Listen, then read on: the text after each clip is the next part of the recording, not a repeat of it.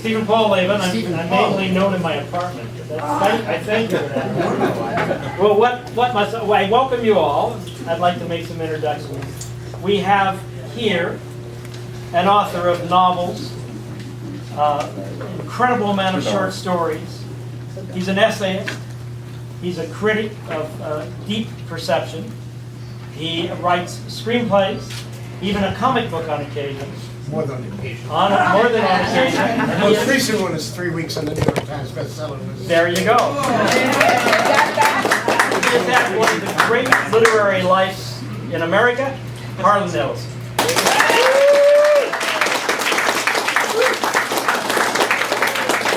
Credit to my species and a snappy dancer.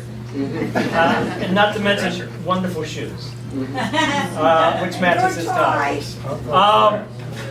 The very first episode of Star Trek aired. Mantrap was written by this gentleman.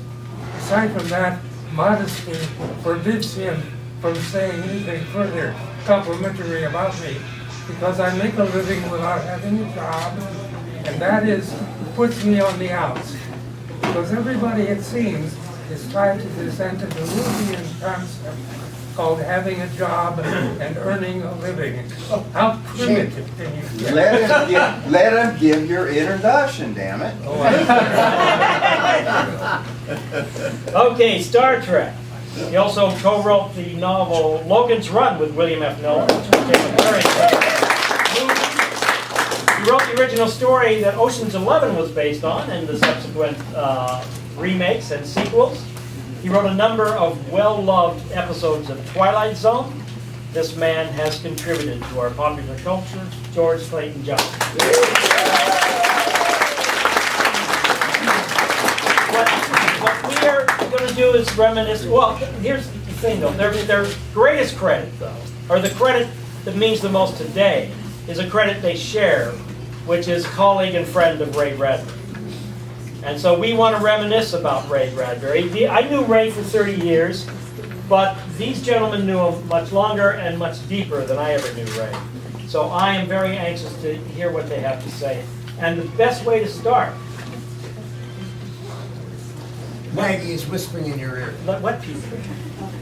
Well, I hate seeing but it. we've already started that, so it'll be comments after. I know decisiveness. What I would like to do is ask first Harlan and then George if you remember the day you met Ray, or if not, one of your earliest memories of Ray.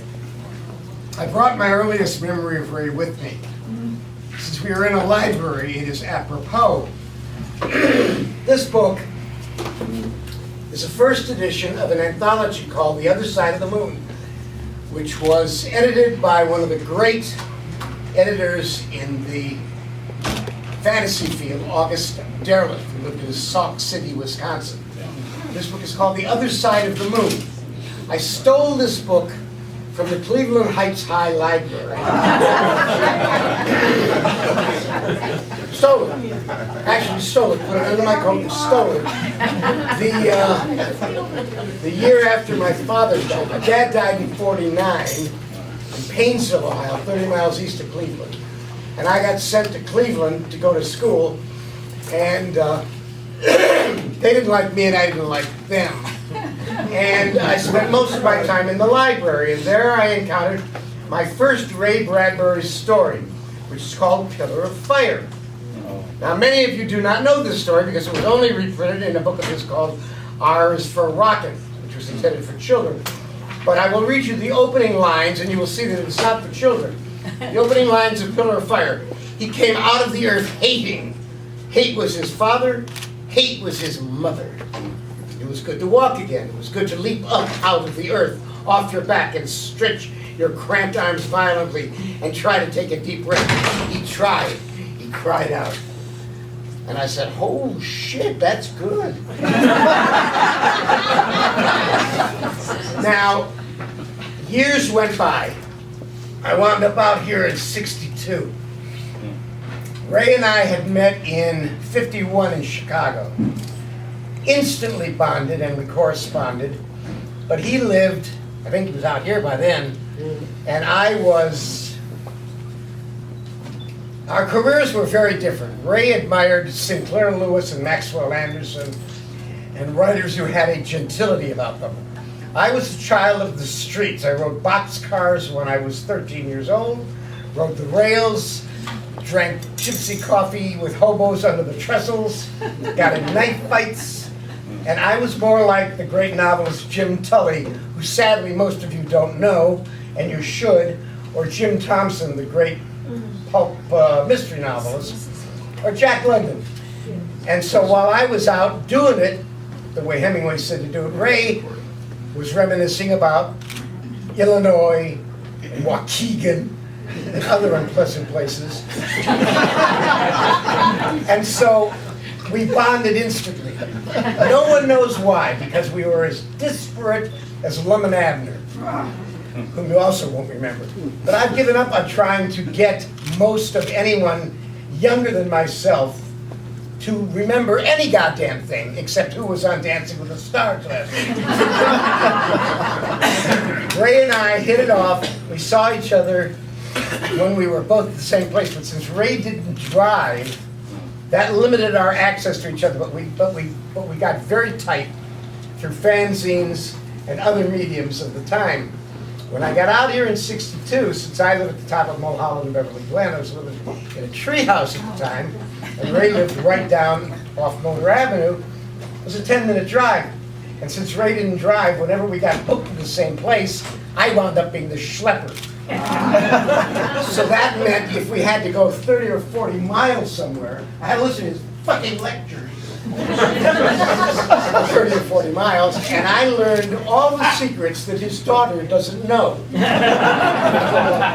Now my big problem about today's presentation, and this was last night's dream, dare I say the things which really would interest them, but boy, they don't really want to hear those things.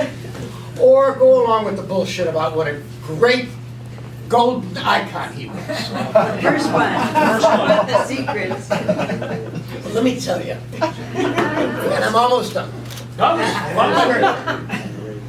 There are only 3 ways to get your name on a library. When I was marching with Martin Luther King Jr. from Selma to Montgomery, we went across the Edmund Pettus Bridge. And I asked everybody around me, and it was all these really heroic, courageous black people. Not all of us white fuckers who would come in from Beverly Hills and places like that, who were going to go home, who were safe. These people who had to be there the next day when the Klan and all of these fat buttocks, white motherfuckers, came out to burn their houses and kill them. And I said, who the hell is Edmund Pettus? Not one of them knew. And it turned out, after vast research to the Merriam-Webster Who's Who in American Politics, Edmund Pettus was a miserable, parsimonious, pettifogging, little separatist, segregationist bastard who probably should burn in hell forever. And no one knew. So that's one way to get your name on a library. Be a politician with absolutely no ties to anyone who will come thereafter. Who will say, who is Edmund Pettus? Or be the scion, son or daughter of a wealthy family who dies before his time, usually from some hideous misadventure like drugs or running off the side of a road in a skateboard and being crushed to death by an imperial. And then the parents will contribute $800 million to some library, and it will wind up being the Farnsworth T. Terwiggle Library. The third is to be a golden icon whose name is known in every country in the world. There's no place you can go on this planet that the name Ray Bradbury does not evoke exactly the same. God, Ray Bradbury, I remember reading Death by Rain for the first time in Planet Stories in 1947, or Fahrenheit 451 for you youngsters. Ray Bradbury has earned this. You do him great honor, but he does you great honor. You got great honor by having his name on this. And I could tell you stories about him. This book comes back to haunt him and haunt me. We were on the Queen Mary on May 5th, 2002. And Ray used to come to the house all the time, and Ray loved to sign my books. I never asked him. I got books from Steinbeck. Sign them. There were two guys who always forced the signature. Norman Mailer was one, and Ray was the other one. And Ray seemed to think that I needed signed copies. And he grabbed, among others, this first edition of Dark Carnival, which had been given to me by August Derleth. It's an Arkham House book. It's very, very rare, very, very valuable. And it's got my book plate in it. It's got a Hannes Bach book plate in it. And he signed it with those awful, leak-through markers of his. You know what I'm talking about? Those of you who have been defiled by Ray Bradbury Room. And I begged him, Ray, use a ballpoint. Use something that doesn't leak. It usually leaks through 3 pages. This one only leaked through 1. And he wrote Harlan, this bestseller from 1947, 5 copies a week. Anyhow, I go to the Queen Mary. We were doing a thing.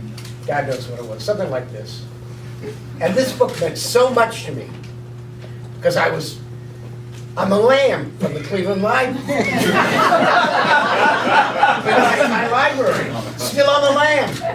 In 2002. And I took it up to him and I said, Ray, would you sign Pillar of Fire for me? And he came at me with a marker that was as big as Lithuania. And I said, Ray, no. And I can project, folks, believe me. And I said, no, I'll kill you, you son of a bitch. Don't use that. And he used it, and it went through 5 pages. And if you think I'm making that up, I will show it to you. So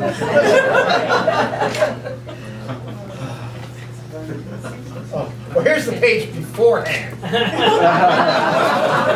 the end of a Donald Wandry story. Oh, there it is. And here he writes, Harlan, fellow criminal, love. Right. Anyhow, that story comes full circle, and that's that. Now it's his turn.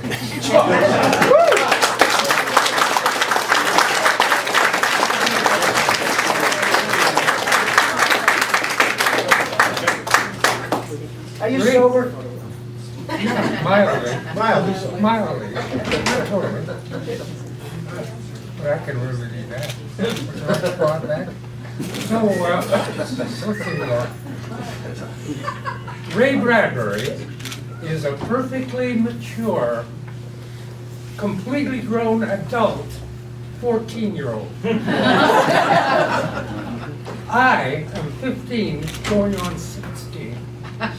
I am almost 16. I brag about that, but I'm really a 15-year-old because that's when I left home. I ran away with my mother's permission, and I've been on my own She packed ever in since. sandwiches. Yes. Literally that. She gave me pocket change. But anyway, Ray Bradbury. The first time I encountered him, I knew that he was somehow an American treasure. It was very early on. I wanted to be a writer later after that, but there was Ray Bradbury, a short story. And I read it and I started searching for Bradbury, and I was among a group of people who came together around the fact that they were all Ray Bradbury fans, or Ray Bradbury nuts. Charles Beaumont, William F. Nolan, Richard Matheson, even Frank M. Robinson and Ray Russell, editor of Playboy. All of these people, it turns, my God, yes, he's a force of nature because he's a perfectly mature 14-year-old. He's capable of getting shocked. Oh, I'm too suave for that. Nothing shocks me. I am incapable of being shocked. I am sophisticated and cool. And I'm not Ray. Ray, wow, God, Jesus, are you sure? Emphasis on excitement. And I saw that in his stories. And I saw his love for language. I saw the rhythm and the poetry of the guy. So in answer to the question about meeting Ray Bradbury, physically to encounter him, I went to a meeting of the fictioneers. It's a loose group of people that organize and periodically get together at a big hotel or something. In this case, the 7 chefs on Sunset or Hollywood. Riders. Yeah, 7, whatever. Anyway, there I am with a bunch of penny a word wordsmiths, which made me envy them because I really wanted to be a fictioneer. I wanted to be paid money to keep coming up with new and interesting things to write about so that I could make a living, a few cents a word if necessary, and be a fictioneer. Anyway, I was at a gathering of these things, and Ray Bradbury was the guest of honor, and Ray made a very lovely speech. And I had just recently read a short story of his called Icarus Montgolfier Right. It's a little lyric thing, it's very poetic and strong, but it's all about flight. Icarus, who flew too close to the sun, Montgolfier in the French balloon, Wright, the Wright brothers. Men's need to be like the birds. It's a great lyric thing. So I had read it, and here was me at a bar downstairs from this place, and Ray Bradbury elbows his way in to order a glass of wine. And he's trapped, and I'm trapped, so I get an opportunity to talk to him. You don't know me, I'm George Thompson, and but I did read your story, Icarus, and I start telling him how I thought it was a wonderful limited animation, Mr. Magoo kind of a thing because of the lyric content of it, just as a reading. Just get a good reader and let a person read it, and then illustrate the reading. It'd be fabulous. No, it won't work, says Ray. Yes, I think it will. Okay, well, I'll go for it.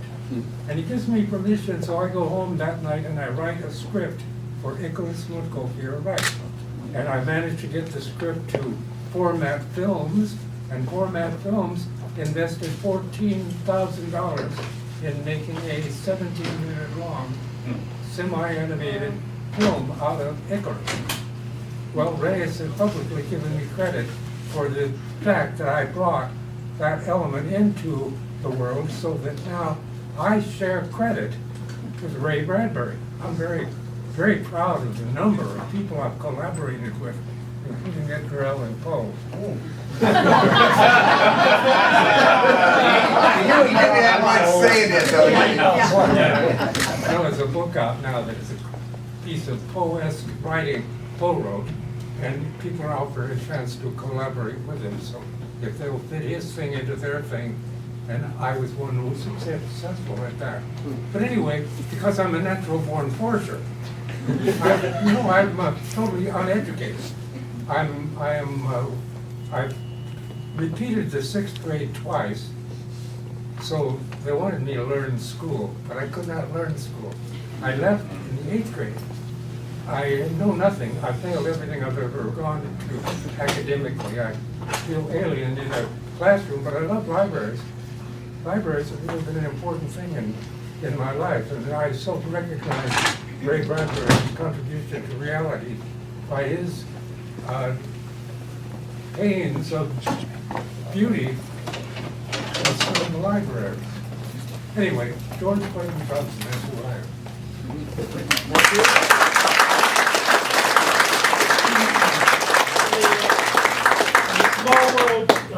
In the small world idea, you of course then remember Herb Klint, who was the head of Format Films. He was the first man ever to pay me to write. It wasn't as exciting as the Icarus film.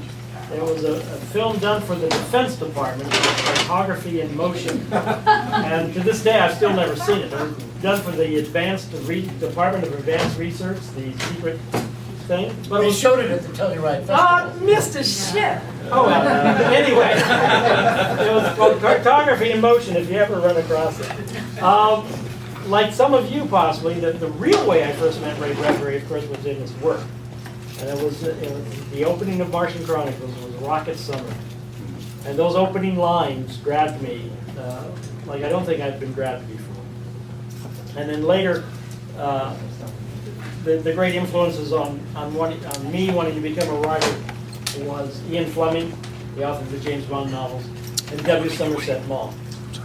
And I told this to Ray at one point, that you were the three that made me want to become a writer, and he just looked up at me and he said, "That's good company." And then I noticed on the wall an autograph, a picture of William Somerset Maugham, autographed by Maugham, right outside of his den, and I hadn't even realized it. So he was a great lover of Maugham's short stories as well. Hey, Susan, are you here? We're so, What happened to that Evan Earl painting that was in the living room? No, not my Susan. Oh, Sue Bradbury. Yeah, Sue Bradbury. Nixon. Sue Nixon. She stepped down. She stepped out. Oh, forget it. It's not important. Good question. What's your favorite Bradbury story of all? Of all? Kaleidoscope. Kaleidoscope? I have an affection for the better part of Wisdom, especially because the one-act play version of it, I was honored to direct during Ray Bradbury Week. I had James Cromwell in the Oh, lead. Jamie won an Emmy last night. Yeah, oh, did he for the Yeah. Oh, great. He's a I worked with wonderful Jamie. actor. This was a one-shot stage reading with James Cromwell and Seamus Dever from Castle, and a wonderful young actor named Jeff Canada, who's known more on the internet, but is recording the audiobook of my book, so I love it deeply. But that short story, if you've never read it, he wrote it, I think Z. Bradbury figured out as best as possible. He probably wrote it in the late 50s, or John Eller, one of his biographers. It wasn't published until the 70s. But it is a plea for understanding. It's about a homosexual couple. Who's the grandfather of one of them is Irish. Probably takes place in 1950s when homosexuality was still illegal in England. And the grandfather kind of accidentally discovers that his grandson is homosexual. And instead of, he obviously is tortured by it, but he reacts by telling his grandson the story of a great relationship he had as a 12-year-old boy with a gypsy 12-year-old boy for 3 or 4 weeks in one summer, and how magical it was. And he has this long, wonderful speech. And what he portrayed it as is it was a true love affair, had nothing to do with anything carnal.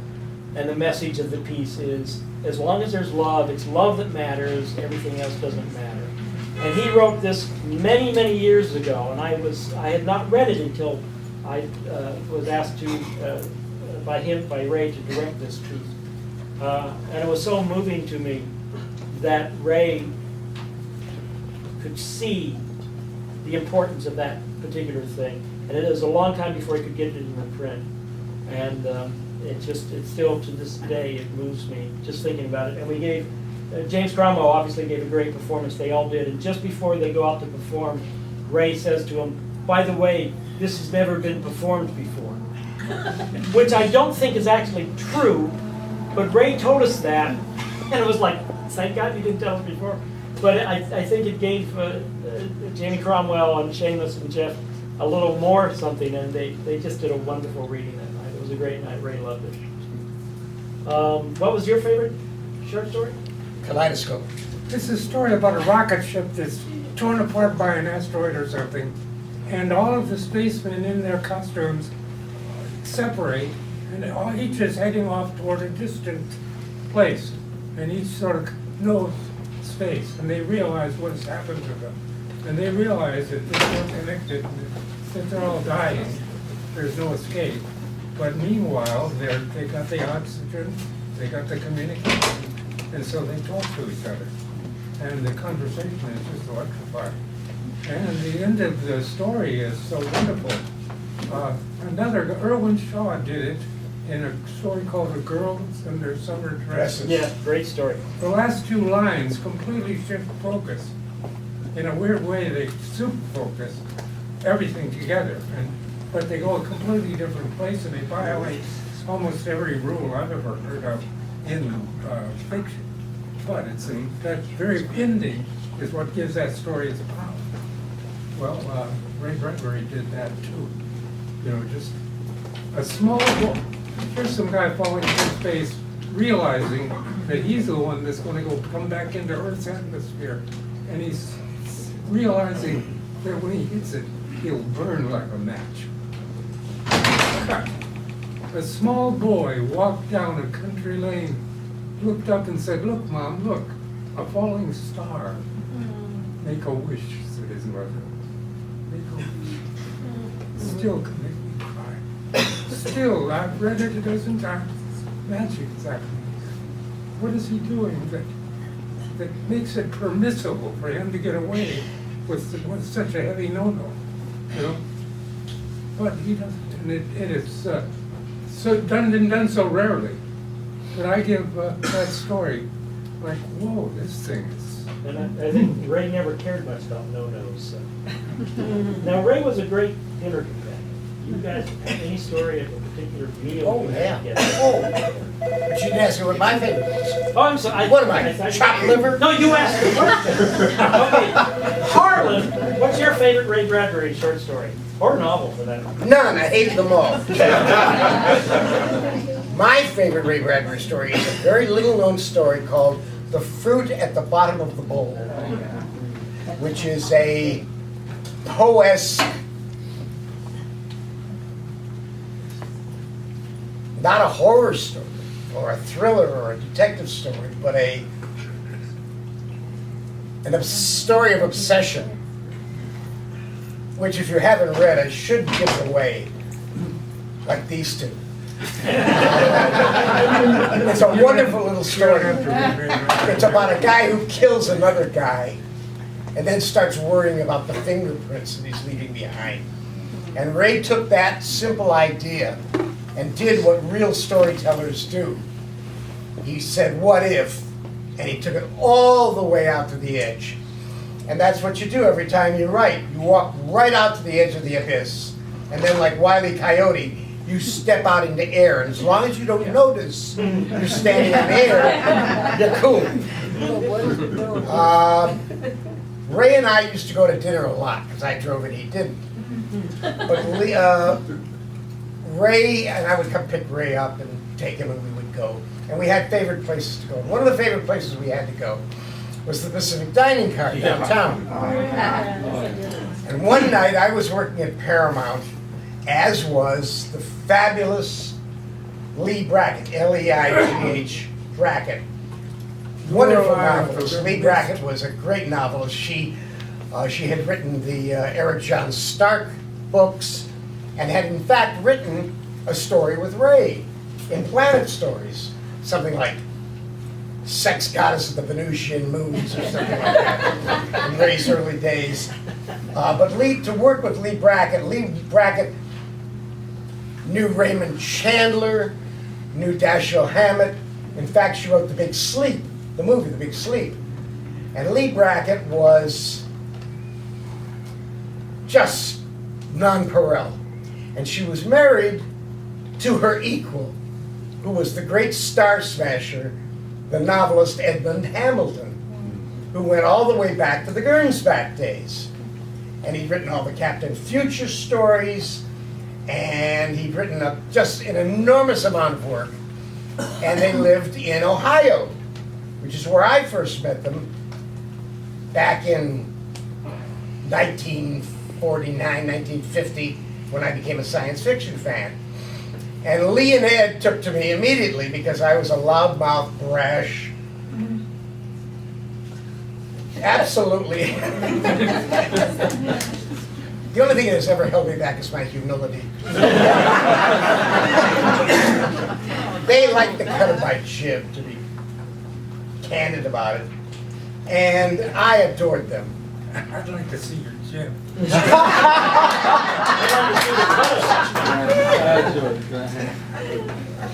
And when I would go back to Ohio, every time I would run away or I would go somewhere and I would go back to the house, I'd go out and see them out on the farm, and we'd hang. And Ray adored them. Ray just adored Lee and Ed. And when Lee would come out to do a movie out here, which was fairly often, Ed might very often come with or join up with her. And then they would get together.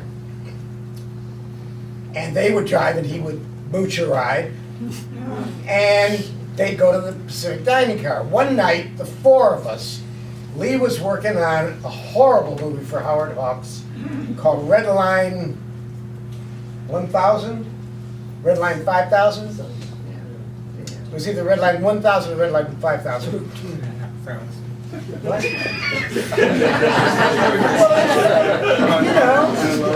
It was a racing car movie. And the guy who was playing the lead was James Caan. And James Caan had played me in my Alfred Hitchcock hour, played Harlan Ellison from my book, Memos from Purgatory. So I'm working on the lot at that time. This was after that Nightmare of the Oscar, and I was working on something like Nick the Greek or something that got made. And I was working in the old writer's tower, and Lee came by to see me. And she said, you know, whose office you're working in? It was as big as this table. And an old wooden desk and a chair and a pencil pot and my typewriter. I always worked on an Olympia manual typewriter, still do. And she said, you know, whose office this was? Because she'd worked with him. And I said, no, who? She said, William Faulkner. I said, no shit, I'm working on William Faulkner's desk. And she says, yeah, we worked on The Big Sleep here together. I said, no shit. Sometimes I am bereft of verbiage. And interesting sideline to the story. One day, one of the drawers got stuck in the desk, and I yanked and yanked and yanked and pulled it out, and there was a piece of what we used to call foolscap, yellow second sheet. You could buy them for $1 a sheet. And in those days, we didn't have Xerox. What you had was a first sheet for your original, and a piece of carbon paper, and a yellow second sheet, which was your copy. And you sent off the original to the magazine. Those originals, most of which I now have in my file, are worth millions. And I pulled out this piece of old foolscap, all yellow. It was yellow, but it was all brown around the edges from having been there for God knows how many decades.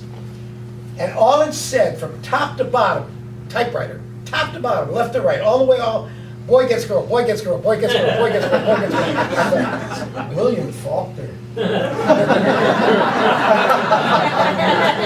really didn't like Hollywood. Anyhow, Lee and I would go across the street from the Marathon Gate at Paramount, go to Oblath's, which isn't there anymore. And we would sit and have lunch and have a good old time and talk about names you've never heard, like Ed Earl Rep or Sewell Peaslee Wright or Captain S.P. Meek USA, Stanley A. Koblenz. You know, who the fuck were these? Well, those were the names you would find on Amazing Stories in 1927. And I had grown up on that crap and had gone back and read it all. Crap it was. And one day, they said, well, we got dinner with Ray tonight. I said, fine, I'll go pick him up. So they said, fine, where do you want to go? And I said, well, Pacific Dining Car. They said, fine. So the four of us go to Pacific Dining Car. Lee and Ed had come straight from the studio. They hadn't had time to take a piss. So Lee says, I have to excuse myself. And I said, fine. And Ed said, me too. And they were sitting across from Ray and me. Ray and I always have from the two of us. By this time, we were both golden icons of literary culture. And about a minute after they had gone off to the potty, Ray turned to me and he put his hand in my arm and he said, you know, we are brothers. And I thought it was, hey, bro, kind of thing. You know, that's, you know, what do you mean? You're from Cheviot Hills. I live up on the poor white man's side of, you know, Beverly Glen. And across the street is Bel Air. You know. And he said, no, we both have the same mother and father. And I said, really? He said, yeah, them. And I, as the British comedian Jasper Carrott used to say, fell back in stunned awe. And at that moment, I guess we bonded about as closely as we ever did. And we had such arguments most of the time over dinner because Ray believed in God, firmly believed in God. I am like Nat Hentoff, the great jazz critic. I am a stiff-necked Jewish atheist. And Ray and I would have conversations about the hereafter. And I would say, do they sell popsicles in the hereafter? Pragmatist all the way. I'm for chaos theory. They serve alcohol.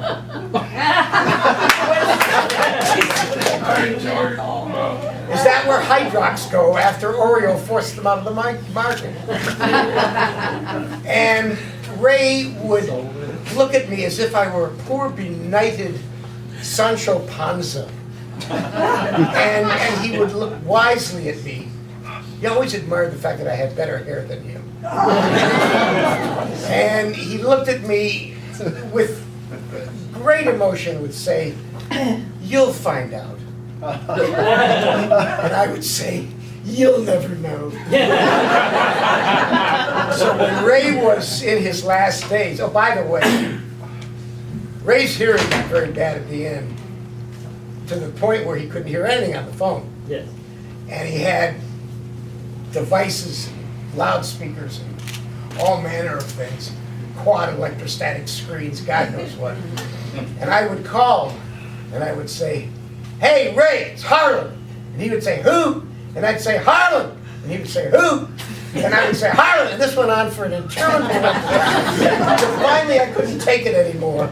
And I would say, "Jesus Christ, you old fuck. You know, you deaf cocksucker, can't you hear me? It's Harlan." And he would say, invariably, every time, and you've got the book in your library in the children's section, "Ah, the terrible tempered Mr. Bang." And I would say, "Yes, Harlan." And he'd say, "Who?" You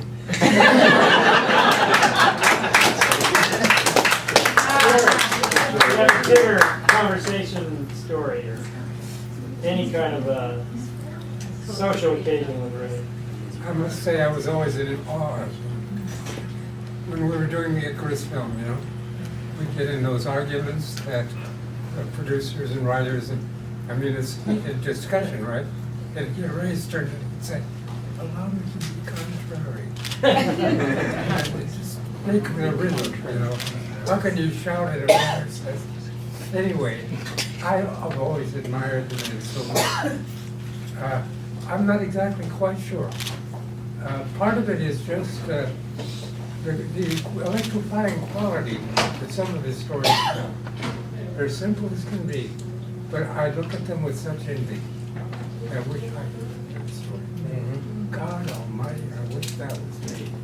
Because I know how good that is. And I'm not exaggerating because I'm talking about somebody else. Not my own work, which of course is beyond reproach. What can I tell you other than I've earned most of my money writing for the screen, writing TV shows and things. I ended up on Social Security mainly because I was able to get gigs at the studios writing for popular culture shows like Star Trek and The Twilight Zone. But there are other things like Route 66 and Mr. Novak, The Law and Mr. Jones. Honey, what's your lovely little detective show. Anyway, learning to write in that form makes it easier for me to write a new story in the form of a screenplay before I turn it into a convoluted language. But oftentimes, that's the easiest way to go, is to picture the writing of a screenplay. And I urge you all to try and learn how to do that, because that's the language of our time, you know, the media. Excuse me, I want to interrupt. This is perfect timing. On October 12th, my father is going to be at the Mystery and Imagination bookstore in Glendale. I have flyers I'll be glad to hand out if you care to come. He'll be talking about writing, and he talks when he gets talking. So there you go. That's his son. And really, when he was this big. What's the date? October 12th, I've got a bunch of flyers. I'll put them on the desk up here and you can all grab them later. Mystery and Imagination was Ray's favorite bookstore towards the end. I wrote a blog on the Huffington Post about it, which you're welcome to Google and find. The blog started getting people internationally interested in this bookstore, so I'm very pleased about that. I never got to spend much time at meals with Ray. The only one I can remember is a lunch, actually, a birthday lunch for the great animator Chuck Jones, who I was working for at the time. And there's a story there, but it's more about Chuck, so I'll dispense with that. But I do want to tell you about the time we worked together on a film version of Little Nemo in Slumberland, the great early 20th century comic strip by Winsor McCay. The film was eventually made, but not with the participation of myself, my boss at the time, who was Gary Kurtz, who produced Star Wars, American Graffiti, and Empire, and what have you. And Ray Bradbury was writing the screenplay. And I was on the project for 2 years, a year of it in Japan, in Tokyo. The first year is I set up a building. Gary was in London doing the Oz picture. So basically, I was running the show in LA. I set up an office in Hollywood, and we brought some of the Japanese artists. It was a Japanese-American film production, and I had my American artists, some of whom later went on to do great stuff. Roger Allers, who co-directed Lion King, was part of it. And Ray would come to meet with our artists to do the inspirational art, to talk about what the story's going to be. And when he would come into the office, he would bounce and flow all at the same time. Open the door, come in, and always with an announcement. It would be something like, you'd open the door and come in and say, "People send me metaphors in the mail. Isn't that wonderful?"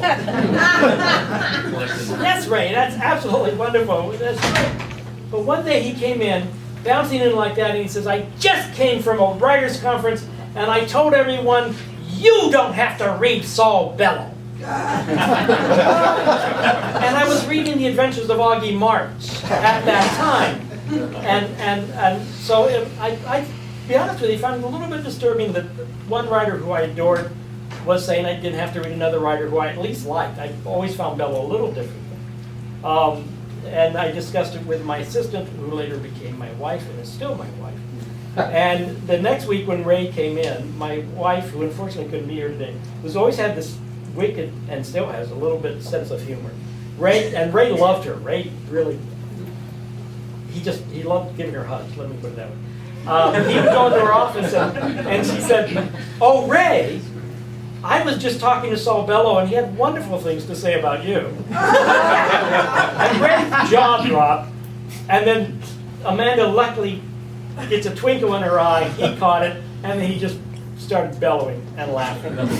Ray, as I put it in one of my essays, Ray was very serious about his work, but he had that great ability of not taking himself too seriously and finding the humor in himself. He was just that great of a person. Any other? We're going to open up to the audience in a few minutes, but I'd like to any other story or reminiscence or any one last things you might want to say about Ray and his time with you, his influence on you, your influence on him, anything. Well, we always talked about writing a story together. Ray and I, if my reminiscences are not quite as awestruck as George's, it's because we come from a different background. And I started reading Ray back in the 50s. And most of what I loved about Ray and drew me to Ray was his hard-edged, really mean stuff. Skeleton, where the guy suddenly realizes the skeleton inside him is alive, with a jar. And Small Assassin, which is just scarier than hell. And Augie Derleth, who was the editor of this and the publisher of this, recognized in Ray immediately, right on, that he was a storyteller. And Ray recognized that in me. That whatever else, because Ray and I had in common, along with you, that we are autodidacts. We are self-taught. I got thrown out of college after a year and a half for punching in the throat a professor, my writing professor, who told me I had no talent, would never write, would never publish anything, and if I ever did, by a miracle, happen to get something published, no one would ever read it. For 10 years thereafter, I sent him a copy of every one of my stories and books. And I get an award, I had a perma-plaque and sent it to him.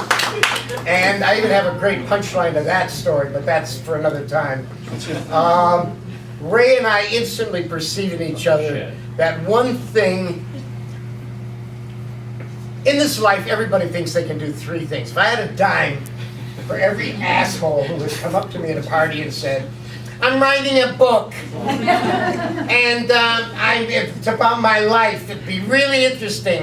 So, what do? I'm an accountant. That's a little known and arcane topic, I'm sure, a big bestseller. If I had a dime for every one of those people, I would be living in Monaco today.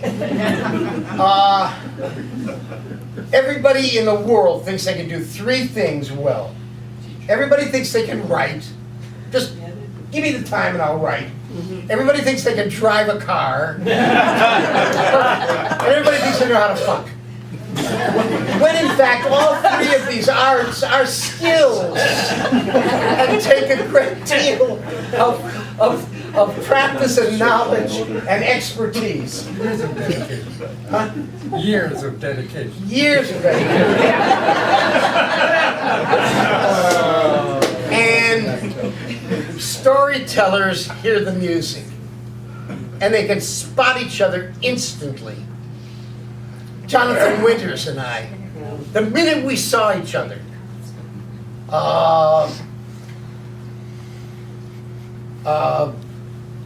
God, I'm having a brain fart. Horrible. Louis Black and I. Louis Black stole a lot of his material from one of my books, The Glass Tin. My television company, yeah. And he had written me and told me that. So he invited me to, this is a trip, this has nothing to do with Ray Bradbury. Louis invited me to his last performance at the Disney Center and to a private dinner afterward. So Susan and I go down. Raise your hand, Susan. That's my wife. Gorgeous.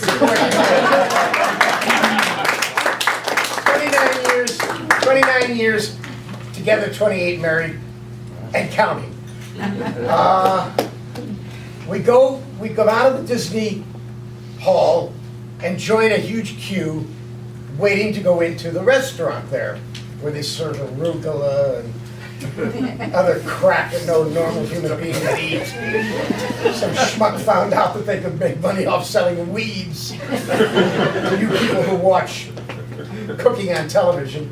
And so we went up to the, we said we invited by Louis to go down. Oh, when you have, they had a guy the size of, you know those big boxes that refrigerators come in at the Walmart? The guy was shaped like that. We are on the list. I said, I don't know about your list. I said, Louis Black's waiting for us. And everybody in the line started screaming and yelling. I said, shut up! I'll cut your fucking throats. I'm a psychopathic killer. And I always carry a knife with me, god damn it.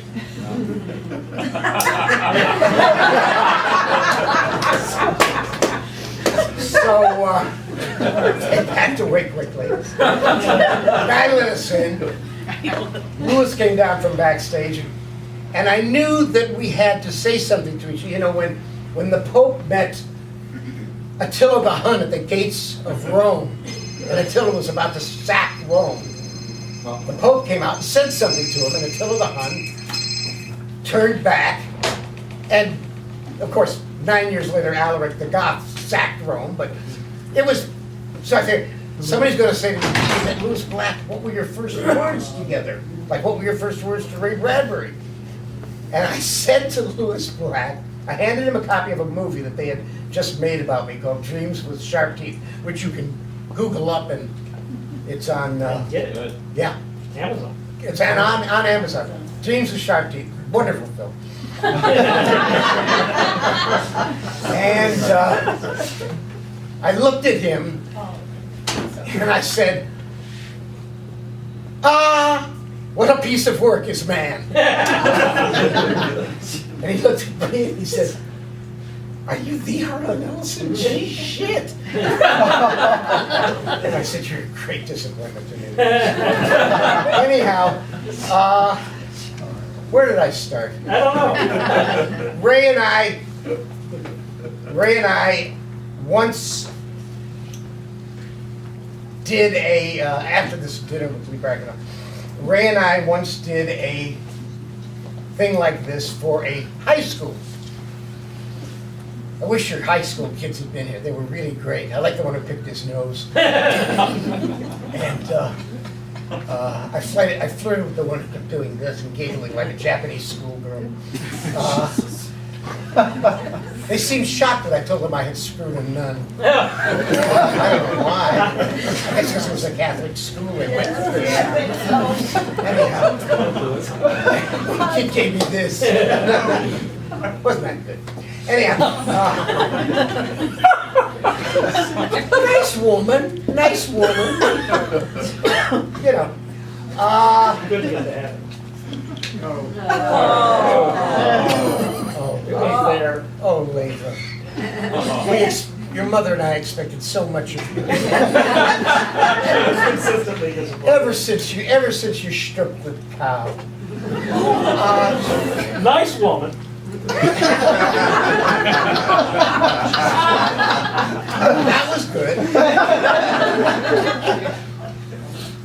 Ray and Frank Herbert, who wrote Dune, and I, another pal of mine, went to this high school. And we were all three on the stage at the same time and just shucking and jiving. And the kids were loving it. Ray had a terrible embarrassing moment, which I will not tell you about. Complained about it in the car all the way back. But somebody said, think up a story.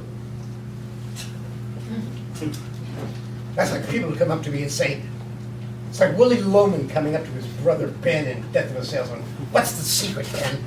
He says, diamonds, Ben, diamonds. Went into the jungle and hewed out an empire of diamonds. They always come and want to know the secret of life. And I always say, where do you get your ideas? And I say Schenectady. There's an idea service in Schenectady. I sell them $25 a week. They send me a fresh 6-pack of ideas every week. People have actually tried to get the PO of that service. So somebody says, think up a story.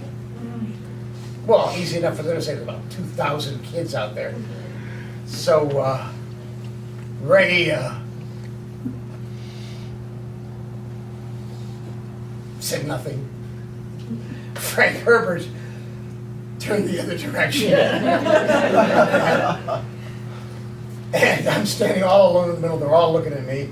And I said, how about a doctor who injects his patients with little bits of death so they build up an immunity to it? And Ray turned on and said, oh, that's a great idea. Yes, I'll write that. Frank Herbert said, yeah, I could write that too. I could write that, that would be good. And I said, sure. The only one who wrote it was me. It's called The Diagnosis of Dr. Dark Angel. And it's a good story.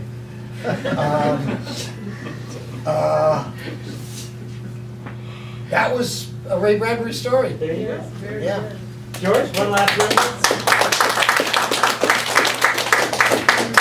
I loved him. I loved him. that's I wasn't right. in awe. I loved him too. Yeah. But I loved You him. were in awe of him. I was in such respect. This guy's going to get his way in this room when I come into that room in Ray Bradbury. And all of a sudden I'm ready to point somebody out if they mess with it. Just because I feel totally devoted to the fellow. Yeah. And also just to the man that he was as not only the literary fellow, but just a real good guy. The one thing that fascinates me is consciousness itself.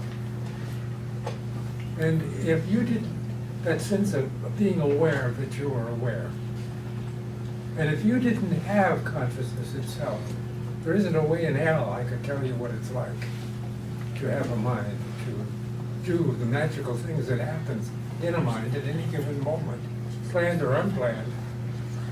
Now, one wants to think of consciousness must pervade everything. All of space must be aware. Because of this sense we have of God, or the prime mover, or some unifying principle that gives it a heart and a soul and all these elements that we think of as being so wonderful, you know. But at the core of it all is just this sense of being a particle in a mass of particles that goes everywhere, called consciousness. And you can't reflect upon consciousness for very many minutes before you, in my case, before you start to come up with a story or an idea or a twist or a thought. Because I know Bradbury was a short circuit on consciousness. That's one thing that made him so attractive, was the fact that he was aware that he was aware. And he would want to let you know what it was to come to realize that you are alive. Out of all the millions and millions of years that have been around, for the last 84, I've been alive. Where did that come from? Where does it go to? Deep, deep, deep mystery. Bradbury was soaked in that sort of stuff. He believed in God. Yeah. He believed that no word is lost, that you can wish upon a star. No difference between prayer and believing on wishing on a star. Yeah, same thing. It's exactly same mechanism. And everybody wants to believe in prayer. They want to believe there's a listener out there or in there. You pray? No, I don't pray. I haven't prayed ever, I don't think. I don't pray. No, I don't pray either. Damn it.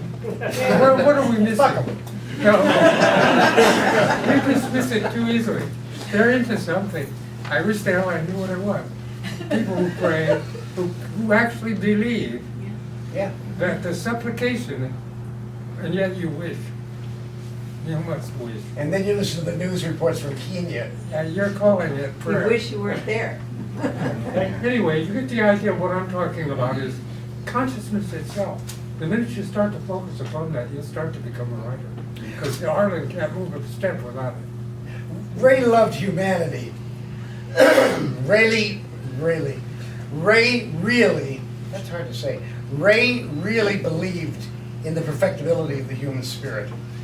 Ray, in all of Ray's stories, there is an underlying, undercurrent, subcutaneous belief that we are basically a noble spirit. Very different from my outlook. I have a love-hate relationship with the human race. On the one hand, we can paint the Sistine Chapel ceiling, write Moby Dick, and put someone on the moon. On the other hand, some assholes go into a mall in Kenya and kill 136 innocent people. I come down with this is Ray and me. So this is why I could never be in awe of Ray, because Ray was like a road buddy to me. We would wander down the road arguing about shit. George thought he was infallible. And probably to most people, Ray Bradbury was infallible. And if For a you read 14-year-old, he was really together. huh? For a 14-year-old, Yeah. he was really together. Yeah.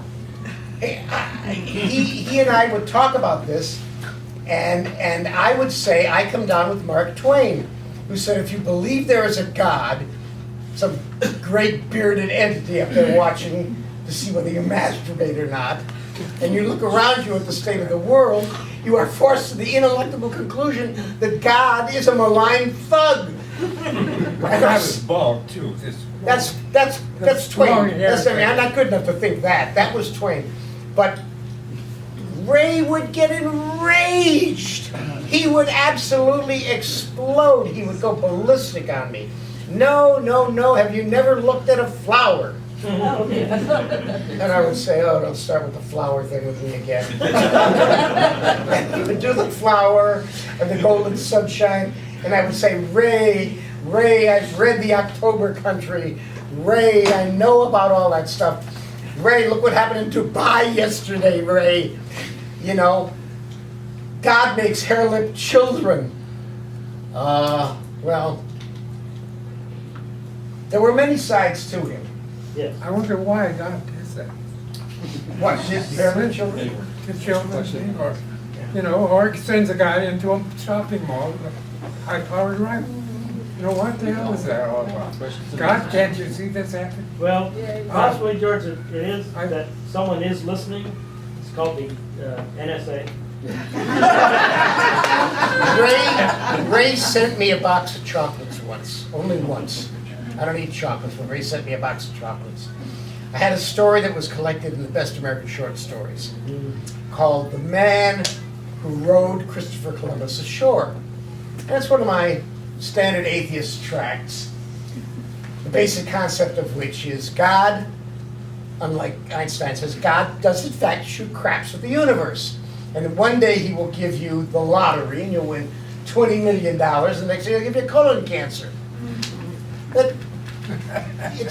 That's the way it works. Because you won the lottery, so you... Yeah, well, it's told in the form of a calendar in which the representative of God, whose name is Lavendus, which in Greek means love for life, Lavendus goes around and one day he'll help a little old lady across the street, even though she doesn't want to go across the street. He'll help her across. He's hitting him with a stick.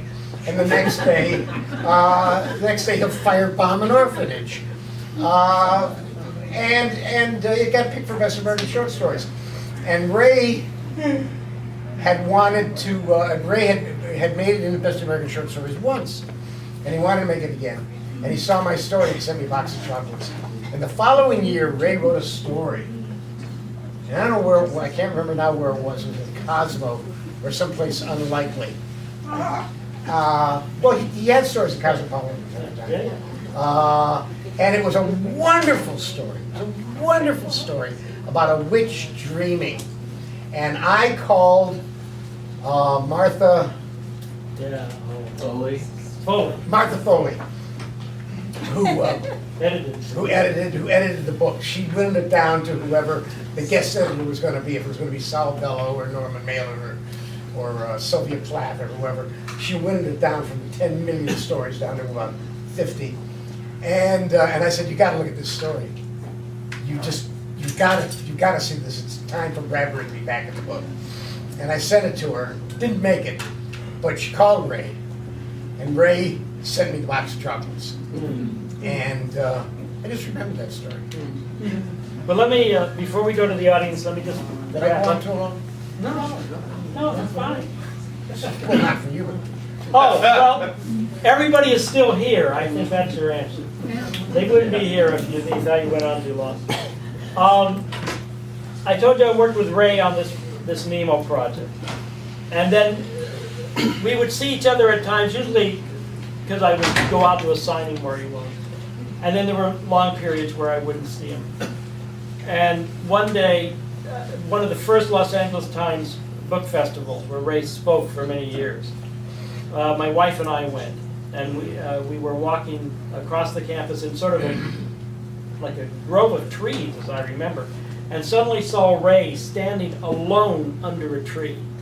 Now the shock of that was I'd never seen Ray alone, without a crowd around him or with a group of other people who were working with him. And my wife and I said, well, should we go up and say hi? And he said, well, one, would he really remember us? Two, he may be preparing for his, because we all have already had Was he tickets. waiting for the apple to drop? We don't know what he was waiting for, and so we started to skirt around. And suddenly he saw us, and he said, Steve, Amanda, the year we spent on Nemo was the happiest year of my life. and I have a feeling he said that to a lot of people, but I don't give a shit. I embrace it. So later, finally, when I was, I'd spent too many years sort of involved in animation. And when I got back to what I really wanted to do was to write, I was finally going to publish my first novel. I was desperate, but I and feeling very bad about it, but I thought I would send a letter to Ray and ask if he would by any chance read it and offer a blurb. You This is didn't. what, yeah, I know, it was horrible. Oh. This is what authors do. So I sent him a letter, and he calls me up. And he says, Steve, I got your letter. I don't know, and again, I hadn't seen him for a while. I don't know if you heard, but I had a stroke a couple years ago. I said, oh my God. And he said, and I'm blind in one eye, and I can't see very well in the other, and I'm having a hard time reading my own work. I'm sorry, Ray. Of course, forget it. I didn't know. He said, but I'd love to read your book. And he said, send it to me. If I don't like it, I won't put a blurb in. I said, great conditions, Ray, thank you. It was that generosity of spirit to me personally, but I know he had that generosity of spirit for a lot of other writers because he encouraged people to write. He encouraged people to create. Yeah. That's what he wanted more out of other people. Just do it. Go do it. That generosity of spirit was so amazing to me, which is one reason why when I realized his 90th birthday was coming up, I figured something had to be done, and that started Ray Bradbury Week. That led to the dedication of Ray Bradbury Square. That eventually led to the dedication here. Part of it, a lot of the dedication here is this incredible community they have here, and incredible people at this library who always wanted to see this library. They already named this room after Ray Bradbury.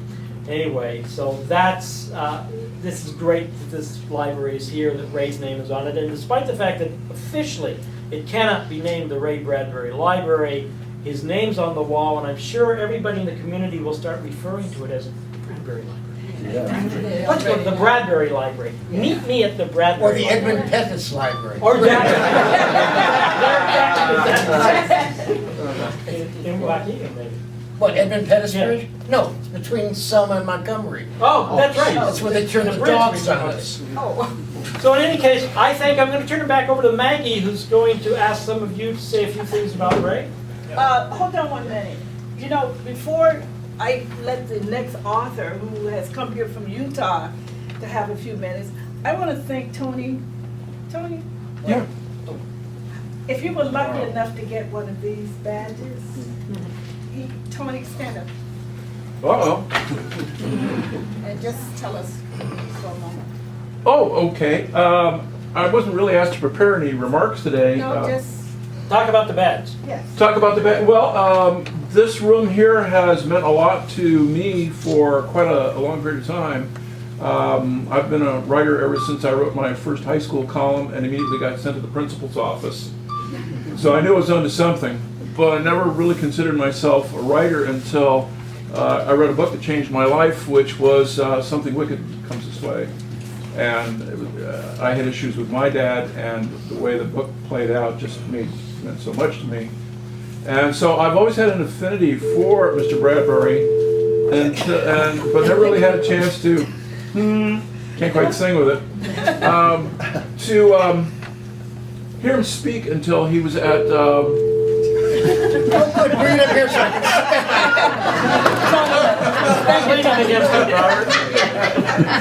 Ray and I both love handheld devices. Tony does this every month. every month. His group meets here and he takes the phone off the wall. We have to. And I got to hear him speak at Royce Hall.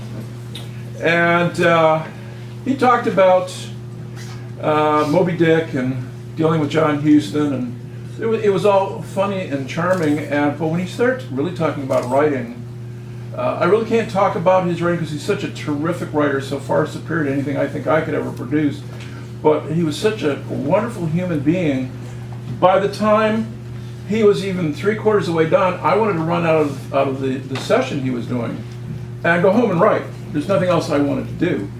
And so I've always been so profoundly affected by him as a motivator for other writers. And when I put together this quiet little group you may have heard of called the Greater Los Angeles Writers Society, we're the largest group on the West Coast. We meet here as often as possible, at least once a month. We have a number of laws members out here in the audience today. We were so privileged to be able to get Ray to come here and speak. And before he came out, we had a little meeting with him on the side there, and at that point he was very hard of hearing. So I had a tendency to get down on my knees when I was talking to him. I wasn't praying to him, Harlan, honest. But I wanted him to be able to hear what I was saying. And I said, I just want you to know what a profound change you made in me as a writer. And he said, well, what are you doing here today? And I said, well, we're here to give you an award. Oh, he says, well, okay, then you can stay. And he was so incredible. So we, at the time, we made Ray as an honorary lifetime member of the society. This room has been packed twice. Both times have been for Ray Bradbury. So we have a commemorative badge here today for, I made as many as we possibly could. And thank you. Thank you. And we just really appreciate everybody coming for the event. You know, I want to introduce a lady who called me from Utah, and she's here today. Evie King, who is a writer, but also she's a friend of the family. So she's going to give us just a few minutes, because I know all of you, and I thank you for being so patient. I know we have a lot of very, very important authors, our writers in the audience, and I want to give everybody a chance to just say something. Sit down, Maggie. Yes, sir. Okay. It's a shame those kids weren't. It's a shame those kids had to go back to Yes, they had to go back to Christ School and not get to. Okay, Evie, I'd like to introduce Evie King. Thanks. No, I don't want your chair. You can keep your chair. Here, I'm giving you a book, though. It's right up your alley, so I have to do it. You don't know where my alley is, bitch. Dirk Quigby's Guide to the Afterlife. All you need to know to choose the right heaven. With a blurb by Ray Bradbury on the cover. Of course. And a 5-star rating system for food, drink, music, accommodations, and entry fund. And you are E.E. King? I am. What's the first name? Elizabeth. Elizabeth. What's the second? Elizabeth Eve King. Oh, there you go. So it's E.E. Okay. All right. I wasn't planning that, but all the talk about religion, I was like, oh my God, I have to give you this book. So I did. I was fortunate because my father was a writer, and actually he was in the first the Best Short Stories collection, probably the first one Ray was in. What was your father's name? Dolph Sharp. Del Sharp? Dolph Sharp. And when he moved out here for his health, because he wasn't well ever, he looked in the table of contents and he called all the people who were in the LA area who were in that book and said, let's start a writer's group. And Ray was one of them. So I knew Ray before I knew he was famous. It took me a long time to realize how famous he was, because he never seemed famous because he was so welcoming. And so I grew up with hearing, sitting on the stairs and listening to them all read stories and then critique the stories. And in fact, Richard Bach was invited to the group at one point, and he was working on Jonathan Lindsay's Seagull. And Ray kept saying, you've got to cut it, it'll never sell. You must cut it, you must cut it. And he's like, Everybody will get diabetes from it. Yeah. And in fact, he got it published, and then my father, who was a little skeptical, shall we say, wrote a book called Ludwig von Wolfgang Vulture, about a vulture who learns to read, and that sort of left Bach out of the book. He called Ray. He was like, how could Dolph do this to me? And so I wanted to just bring a couple of things. This is Ray Bradbury's Cure for the Melancholia. That is a little drawing he made of himself as a doctor, my dad on the box in the back, and the ingredients are all the people in the writers group. And in here is incantation, you say, that to be taken whole, in part, entire, or in portion, by the hour, minute, second, week, day, month, or year, if and when needed. And it was for my dad. It was a way to get rid of the blues, remembering who he was, what he invented, and it goes on from there. And there, you can phone for refills, by the way. I don't know where the phone is anymore that would work, but so I wanted to bring that since it's so cool. And then this was a book Ray put together for my dad of his stories with an introduction called "I Get the Blues When It Rains," which is also in the Cat's Pajamas, is that collection. And it's about a night at the writers group where they all just sat around and played piano all night and didn't write.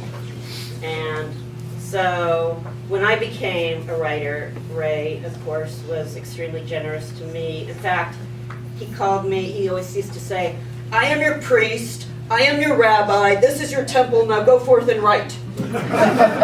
And he made me an honorary member of the writers group and also an honorary daughter. And his own daughters have been very nice about that. And then it wasn't really until I died that I found that the man had more honorary children than Catholic Rabbit. I mean, he's just, you know, everybody. And he would remember everybody too. I'll stop after this, but this was a thing that always got me. Somebody would find out I know Ray and they'd say, "He came to my high school class and he complimented my comic." And I'd see Ray and I'd say, "You know, somebody who said they went to," and he'd say, "I remember that kid's comic, he drew this," and it was, I mean, it was always amazing. Oh, and edited by William Nolan. Ray Bradbury Room. Doug- Classic. I have so much of this from stuff about when Fahrenheit came out. Oh, okay, I have one more thing I have to say. Just because I found it in an old letter he had written to my dad, and he said, "Fahrenheit 451 just came out. Somehow I thought it would make a much bigger splash." So thanks for your time. Can I have this? I have a big marker. I don't care. Okay, I don't need my Richard, book signed, I got the book. Richard, do you have something to say? Thank you. Thank you. It's such a pleasure.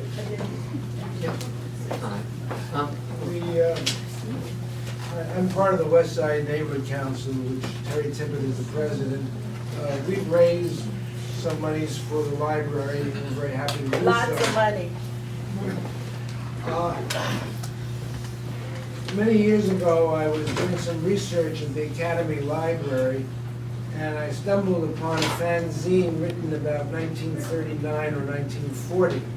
And in it was an article by Ray Bradbury, who must have been about 17 at the time, about a trip that he and Forey Ackerman, the great editor of Famous Monsters of Filmland, about their trip to the World's Fair. It was horribly written. I could not believe that the great Ray Bradbury could have done something so poor. We all had to learn. Yes. The thing is about Ray Bradbury is that he never did go to a university. It was the libraries where he learned to write. He read and he read and he read, and he dedicated himself to spending a few hours every day writing. The result was that he became so well known that, for example, in the declining days of the Russian Empire, when a survey was taken of the nation, it was discovered that the most popular American writer in Russia was Jack London. The second most popular writer was Ray Bradbury. Ray Bradbury gained his skill through the libraries. He loved to tell the story about how he used the painted typewriter at the UCLA library to write some of his early works. Four times I had the occasion to invite him to a library. He didn't take money for his speeches, he spoke. He always said yes.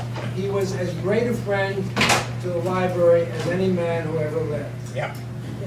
I really like the library.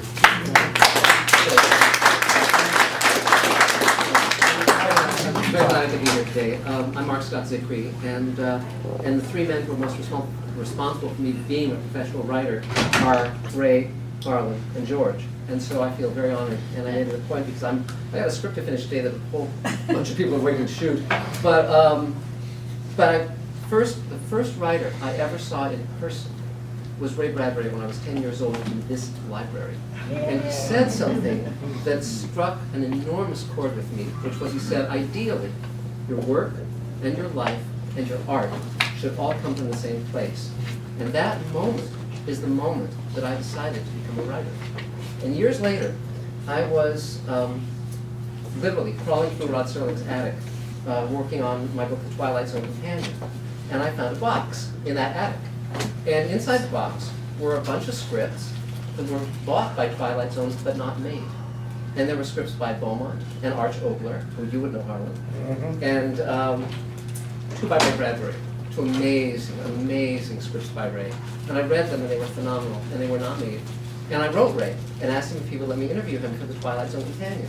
And Ray had had a huge falling out with Rod Serling, and he did not want to talk about Rod. So he, in a very elegant letter, declined, but invited me to the production of Martian Chronicles that he was staging at the time. So years passed, and the book came out, and it was very successful, and I had a career.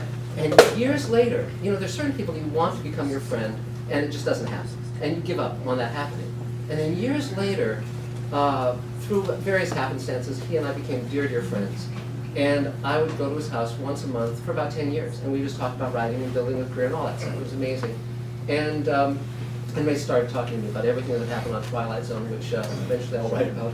But he also told me a great story. And you know, you were talking, the two of you were talking about being in awe of Ray or not being in awe of Ray, depending on one's perceptions and so forth. And of course, every writer has clay feet. And the lovely thing about Ray, though, which most people don't know, is he was able to laugh at himself as well. He was the golden icon, but he also was able to sort of turn a mirror on that and look at it from a distance. And he told me a great story that I don't think he ever told. I don't know if he ever told anyone else this story, and it certainly was never in print. But the great producer of Twilight Zone was Buck Houghton, who was a phenomenal, phenomenal producer. He and Rod just meshed perfectly. And during that period, there was a period when Ray was actually writing for Twilight Zone. He wrote one episode that got produced, and not being able to drive, there was an event, a banquet, and Buck Houghton drove Ray to this event. And they were sitting at a table with other guests at this event, and at one point Buck just kind of said offhandedly, well, you know, everybody at some point in their life sells out. And Ray took enormous umbrage to this, and he said, I never sold out. I never sold out in my entire life. Leave the table. And he meant it. And he insisted. To Buck Houghton? Yes, to Buck Houghton. And so he insisted. So Buck, tail between his legs, you know, had to go to sit at another table for the whole banquet, and then he had to drive Ray home. So Ray told me this. We were sitting in this room at his house, and Ray said, the temerity of me to do that, the ego of me to do that to Buck Houghton, and he laughed and he laughed, and just so. That's so the I think best we're all, story of the day. but I think we're all here for the same reason, because like Harlan, like George, the great lesson that Ray taught, I think all of us, was to locate within ourselves the finest part of ourselves, the truest part of ourselves, and share that with the world. Share that with the world. And everything I've done in my work that has any meaning at all, any merit at all, stems from these three men, from Harlan and George and Ray. And you know, there isn't a day goes by that I don't miss Ray and wish he were here, but I'm so glad that as writers, we are able to share the best of ourselves and live on through our work. So anytime anyone cracks a book open of George's, or watches an episode of Twilight Zone, any of the amazing scripts that George wrote, or watches any of Harlan's TV or film or amazing body of book work, or reads anything by Ray, The Martian Chronicles, Something Wicked This Way Comes, all those amazing, amazing stories and novels. They live again. They're speaking directly from their mind to our mind, and to our heart, and to our soul. So I'm glad to be here. I'm honored to be here. I have a deadline I have to make, so I'm leaving and I'm getting on a plane to Barcelona, but I would not have missed this for worlds. It was great to see you guys. What are you doing in Barcelona? The effects team I'm working with, they're flying me there. I'm doing a series of features that I'm writing and producing. Good Lord. Yeah, and Guillermo del Toro, I just wrote a book with him, so you know, life goes on. There we go. But thank you all for being here, and thank you.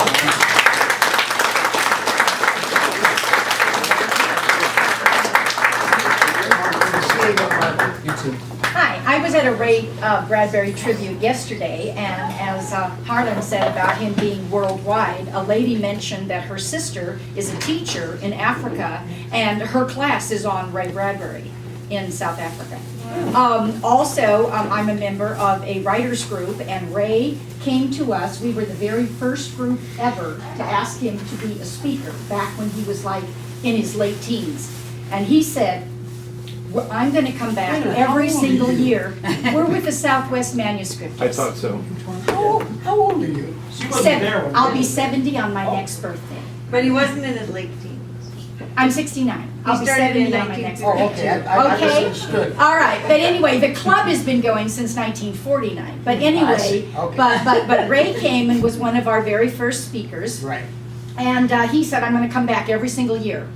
And he kept that promise, and for over 60 years, he has come to Torrance, California, and given a free public lecture in a great big hall that was absolutely jam-packed, and, you know, fire marshals saying you can't sit on the floor and all of this kind of stuff. And he did it every single year, all the way up, you know, to his death, whether it was in a wheelchair or on a cane or whatever. And then he stayed and he autographed books. And he'd sit there for an hour or so and autograph everybody's book and everything. And we dearly miss him. He's come forever. And the last thing I was going to say is, very young, back in the 70s, I was with a science fiction club that met at a local high school. And our hero of the day was George Clayton Johnson. And we had 2 very successful Clayton cons. With buttons and dealers' rooms and movies and everything. And George came, and it was wonderful. Thank you.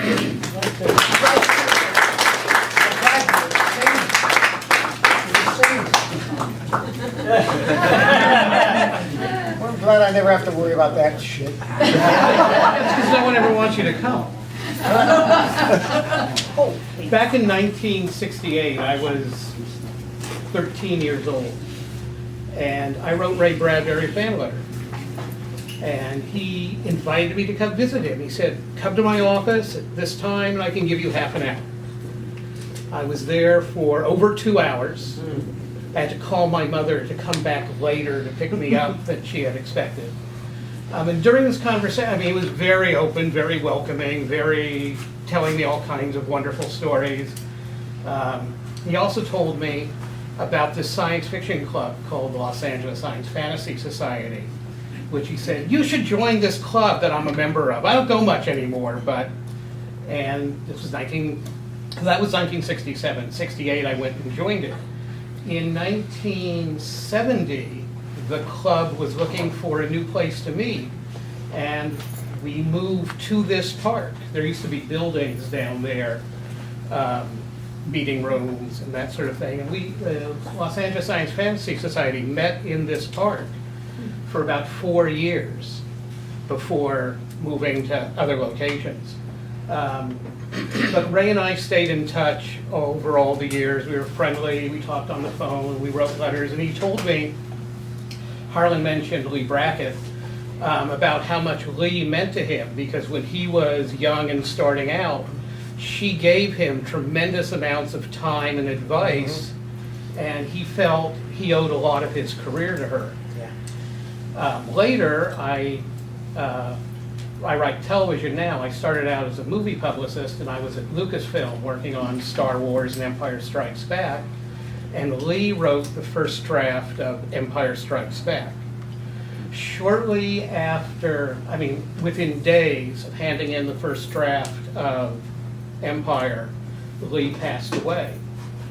And Ray called me saying he knew how much this movie, working on this movie, and she'd worked on, as Harlan said, big movies over the years, but this just meant the world to her. And he wanted to make sure she kept her credit on the film. And he offered to do any rewrites necessary for free, without credit, so that her name could stay on it. And in fact, I was contacted by a lot of science fiction people, some wanting to work for free and some seeing an opening they could get into. A lot of us called George. Yeah, I mean, we heard from Harlan. and a number of people. Some, like Ray, wanting to help Lee.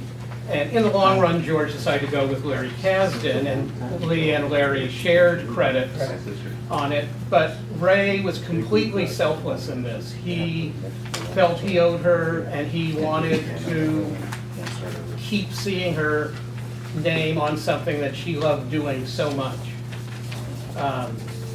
Ray and I stayed in touch and were friends for many years. Ray stayed occasionally active with Losfus. He didn't go to meetings. Losfus still meets once a week out in Van Nuys now. And gets about 50, 70 people a week showing up for their meetings. But Ray was just always generous and helpful with people and their careers and moving on and getting involved in helping them.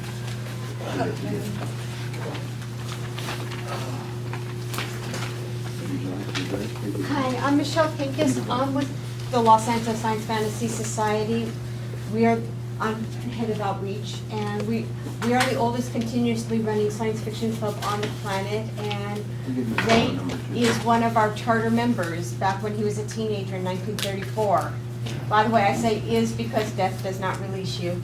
And he really admired, back then, all the writers of his day were members of the club, and he really admired them, and he wanted to be like them, and so he went and he knew he'd have to write 1 million bad words before people would want to read his stuff, and he worked on doing that. So,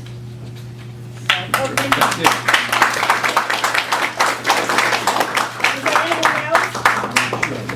Yes, we Yes, ma'am, in the back. Thank you. Oh, well, I was in Ray Bradbury's second workshop at the Santa Barbara Writers Conference about 40 years ago.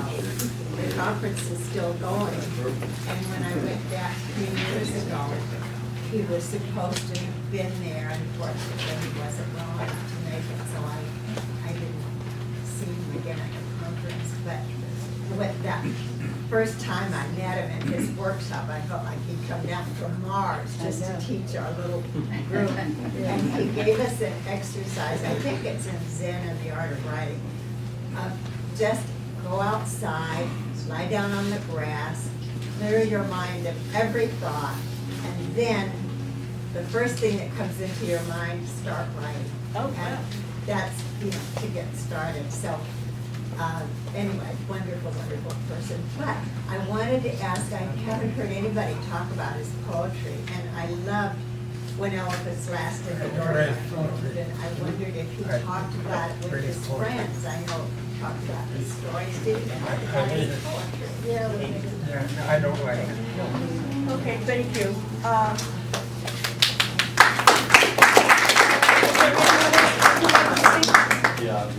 Are you gonna speak? Does someone speak? Oh, is there anyone else who'd like to speak? One last word on the tail end. Maggie, I'm getting up and I'm leaving. Okay. One last word on the tail end. As we mentioned, the Greater Los Angeles Writers Society meets here every month. This is a terrific venue to meet other writers. We hope you'll all come on back.